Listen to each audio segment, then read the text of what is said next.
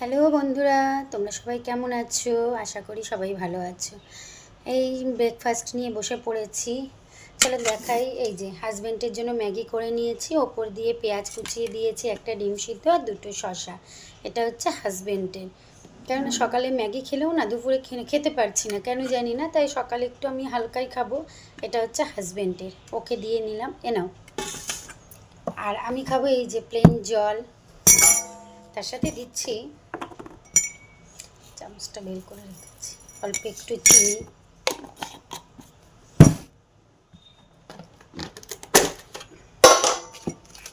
আর তার সাথে এই যে ছাতু, বেশি না, একদম 2 চামচ, যেহেতু চামচটা অনেকটাই বড় তাই 2 চামচ ছাতু,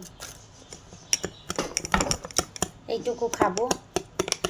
জানি না কবে থেকে সকালে ভারী এমনিতেই খাই না, তারপরেও দেখছি খিদে হচ্ছে না, তাই শুধু ছাতুর শরবত অল্প একটু, আর তার সাথে এই যে একটা ডিমটা খাবো।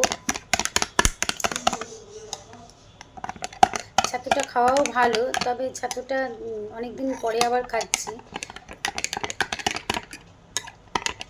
ছাতুটা খাবো।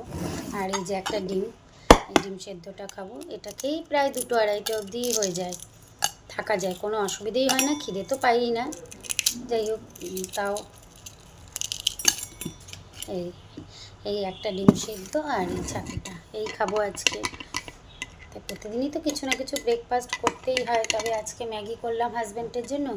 আর আমার ছাতু। আর মেয়ের আজকে থেকে এক্সাম শুরু হলো, ওই 11 ক্লাসে পড়ে, ওর এক্সাম ফাইনাল নয় এটা, তাই এক্সাম শুরু হয়েছে, ওর জন্য ভাত, মাছ ভাজা, ডাল সেদ্ধ, আলু সেদ্ধ সব দিয়ে খাইয়ে দিয়েছি, আর রুটি আলু ভাজা দিয়ে দিয়েছি টিফিনে। ও খেয়ে চলে গেছে। ও খেয়ে চলে যাওয়ার পর আমি হাজব্যান্ডের ম্যাগি করলাম আর আমার ছাতু করে নিলাম। চিনিটা এখনো গলেনি তাই খেতে পারছি না।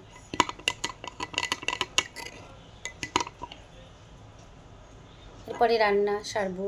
আর শীতের বেলা পেরে উঠি না, মনে হচ্ছে শীতের বেলা চলে যাচ্ছে, কাজ কমপ্লিট করতে পারছি না। উঠেছিও তো অনেক সকালে, কিন্তু হয়ে ওঠে না। তাহলে চলো এখনের মতো এতটুকু, আবার তোমাদের সাথে পরে কথা হবে, টাটা।